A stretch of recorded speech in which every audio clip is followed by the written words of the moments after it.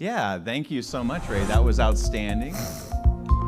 So now we're going to switch a little bit to more a clinical perspective. We're going to put some questions up. But first of all, Ray, that was great. Just remember the base model Prevent and the luxury model cost the same, free. So Exactly. use them. Go ahead and feel free to use the luxury model. And Ray will be sharing more personal health information throughout our presentation today. And he's got some rashes you want to look at and things like that as well. So with that, let's put some questions up on the board now. These might be things that you're interested in, but I'm also interested in hearing if you have any other comments. How are you using the new guidelines? Have you changed? For me, this concept of hyperaldosteronism and how common it is, that's really changing my practice. I'm taking my patients with more resistant hypertension. I have not really thought, and this is my fault, that I haven't really been investigating so much that renin-aldosterone ratio, so I'm starting to order that more, and thankfully it's covered. So that's one thing I can gather in. But does anybody have a comment, either regarding these questions or other things you want to say, or a question for our panel right now, too? I'm looking for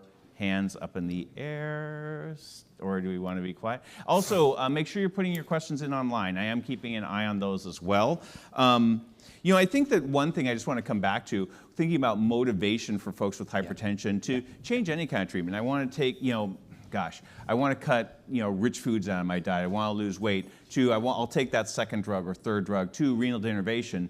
I always find that symptoms, if they're symptomatic, if they're having headache, vision changes, if they're having fatigue, that makes a big motivation. That's what and you see folks with much more severe hypertension than I do in primary care. Have you found that as well?